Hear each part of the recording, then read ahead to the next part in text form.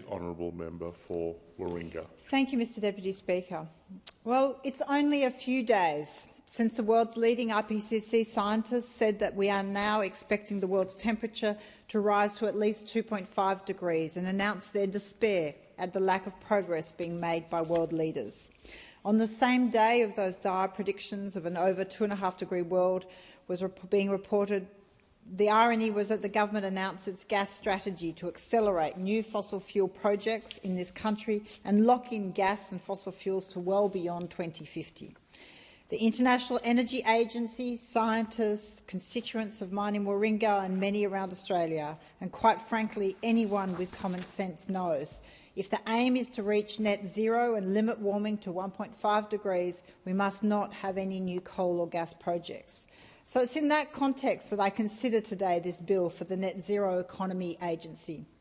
It's a big title and it's an ambitious task for an agency, but I have to point out that there is a catch, and I would ask that no one be, misguided in just the breadth of what is intended to catch by this legislation. I'm hearing many talk in this place of it being revolutionary, of no one being left behind. But the reality is many people are being left behind. This is a very cherry-picked approach of who will be assisted in this transition.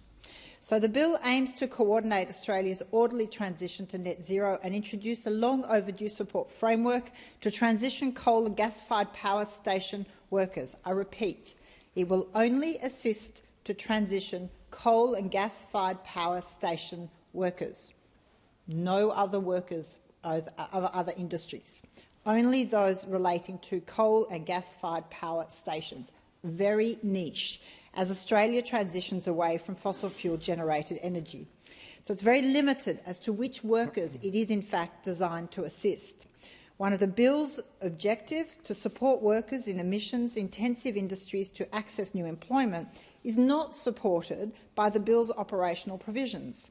The authority will establish the Energy Industry Jobs Plan, which will support employees impacted by the closure of some coal-fired and gas-fired power stations through pooled redeployment plans.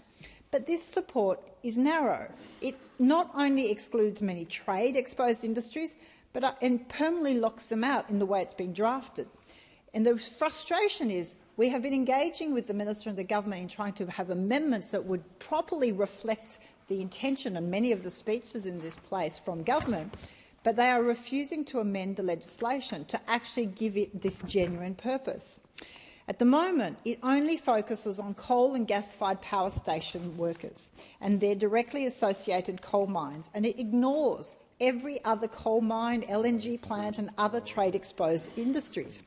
You have to wonder why. Is it because the government, on one hand, wants to beat its chest that it's moving on its transition to a net zero economy, but on the other, doesn't actually want to admit to specific communities that are reliant on fossil fuel industries that their industries and jobs are going to go? And so rather than having an honest conversation with all communities, we have this cherry-picked approach of transition. I think it is unacceptable to create grand objectives to transition Australia's economy to a net zero economy, something that will take time with evolving needs, particularly when it comes to just transition, and that I strongly support the intent, but then fail to provide the authority with the teeth and the scope to actually achieve that objective.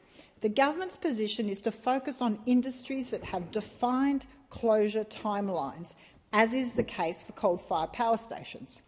The government is completely ignoring the fact that other industries are also facing closure as we transition to net zero economy. It's this political doublespeak of not wanting to acknowledge to some communities they are going to need to transition. It's this idea that we're going to have gas exports forever, that there will be thermal coal exports forever. There won't be. They have to go. And it is a duty of government to ensure those communities, those workers, are not left behind as well, and they are assisted in their transition. The broader issue, which I think is really disappointing from the government in relation to this bill, is the government's failure to acknowledge and properly manage Australia's inevitable decline in coal and gas and other emission-exposed industries of export. And that decline is inevitable. look no further than Australia's largest mining companies. BHP has divested from its coal assets and even Glencore. Australia's largest coal miner is committed to a responsible phase down of our thermal coal production, I quote, and has already closed mines in Australia. So this bill must align its transition rhetoric with adequate provision to include all coal mining communities. It is selling them a lie to tell them that their jobs will be there forever in an export sense. We have to have an expansion of the mechanism in this bill to ensure that all workers are genuinely assisted. At the moment, there is no mechanism to expand trade-exposed employers within this bill. I want to be very clear for all members of government, there is no mechanism within the bill as currently drafted to expand that scope. So that means that not only the authority, but even the minister cannot expand support, as intended by this bill, for other industries or other workers that we know are impacted by the transition to net zero and will need support. So it just doesn't make sense of why there's a refusal by the government to amend this and to acknowledge this fouling of the legislation as it currently stands. So I guess it's a political thing. I don't know if it's because you just don't want to acknowledge that those transitions are going to happen for those communities, but it really is. It just makes it very disappointing when it comes to the scope of this legislation. I know the government does not want to acknowledge to certain communities that ultimately the export of coal will go, that those jobs will be lost. And I know politically it's difficult, but an honest conversation is needed, not only for the just transition for individuals and communities, but for the sensible economic transition of our economy with the many renewable job opportunities that we need filling. So just to give you some numbers, the number of jobs covered by the Energy Industry Jobs Plan under this bill compared to those that aren't but should be and could be with the amendments that I and many others are proposing. Approximately 10,000 jobs are covered, but 112,000 jobs from export coal mines, oil and gas are not. An additional 90,000 geographically dispersed industries, such as mechanics, gas fitters, are also excluded from assistance under this legislation. So, just so we're very clear, less than 10% of the jobs that should be covered are in fact covered by the scope of this legislation, and there is no mechanism to increase that number. Now, of course, we must transition to net zero. Transition is not about closures and job losses, but about vast opportunity as we transform our economy.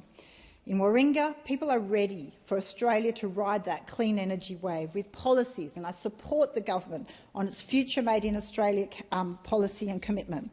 Warringah businesses are embracing the transition to renewables and enjoying the financial benefits. And we need a workforce to meet the demand and opportunity that these policies will bring. The Business Council of Australia predicts that there will be some 395,000 clean export jobs created in Australia, and this authority can work with communities and workers to help them seize those opportunities. We know it works. When regions, communities and workers are consulted to co-design solutions, they are successful. We have success stories already. The Latrobe Valley Authority and the Economic Growth Zone created 2,500 new jobs and contributed to the generation of more than $99 million of private investment. In Germany's Ruhr region, the transition from a coal-centred economy was successfully managed through significant investments in infrastructure, education and economic diversification, which created new opportunities in manufacturing, technology and services. The Canadian government is also actively phasing out coal-fired power, supporting affected workers and communities. They're focusing on community engagement and economic diversification. And it's not just coal mining or fossil fuel power stations that should be included in this scope. The scope should be extended to include workers around the country, including car mechanics whose industries will transition. The opportunity is huge for the Net Zero Economy Authority to link its strategic goals with the just transition of workers impacted by any industry facing closure or transition. It will be key to coordinate between the public and the private sector and communities, First Nations people, to ensure that the transition is effective, efficient and maximise the co-benefits for the regions that are impacted. Not, as we're seeing here, a cherry pick of one small 10% of industry that really deserves the assistance. It's prudent for the Net Zero Economy Authority to engage widely and determine best policy levers that will unlock private capital to bring trillions of investment into the Australian economy. It can enable the value adding to Australia's vast critical minerals industry, production of green iron, steel, manufacturing of solar, specialised batteries, ensure that we're internationally competitive. And it will improve a range of measures. I know that within its limited scope, it will be effective, from production tax credits to contracts for difference, local content requirements and government procurement. That must be balanced to provide the necessary market support to be effective. The US has seen a huge surge of investment because of a very attractive legislative environment, leading to trillions of dollars of private investment. We know China has built its renewables manufacturing sector on government subsidies, giving EV maker BYD alone a US $4 billion start-up subsidy. The EU has dedicated €578 billion of its 2021 to 2027 budget to climate-related spending, facilitating the clean transition. And Japan, Korea, Canada have also all made substantial commitments to their transition. So if we get it right, a $100 billion investment over 10 years could deliver $300 billion in renewable exports and keep Australia competitive, playing to our strengths. Warringah, the Northern Beaches, we're becoming a hub for businesses in the renewable space that will benefit from the Future Made in Australia strategy. There is vision and there is appetite for a clean and profitable future. The bill provides a good framework to support those existing businesses and future startups. So whilst the Net Zero Economy Authority will play an important role in Australia's history, as detailed in legislation I've brought to this place in the past, like the Climate Change Bill, we must support a smooth and sensible transition to a carbon-neutral economy. With amendments, I am confident that an independent Net Zero Economy Authority will enable us to make the most of our natural advantages while creating opportunities and well-paid smart jobs. However, it is ironic that, as I said at the beginning, that the first bill before the Parliament following the government announcing its future gas strategy is this one. Of the many functions of the proposed Net Zero Authority is to promote coordination and consistency in the design and implementation of Australian government policies, programs and plans. There's an irony in that. It's not an easy task. Transforming, on one hand, our economy away from polluting coal and gas, creating a renewable future made in Australia economy, and it is hard to reconcile then with the government's support of new fossil fuel projects and ongoing approvals by the Environment Minister, I should say, to coal and gas projects well beyond 2050.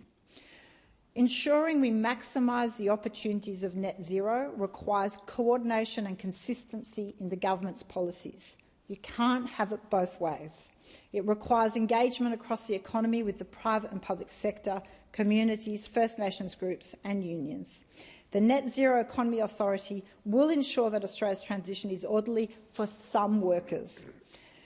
But if we are going to meet our emissions reduction targets and actually what we need to keep our communities safe and healthy, then we have to go beyond this little narrow bit. The current bill, I would say, finally, it's heavy on aspiration and broad objects, but it's light on detail and specifics, and it desperately needs amending to genuinely fulfil the purpose it is intended to.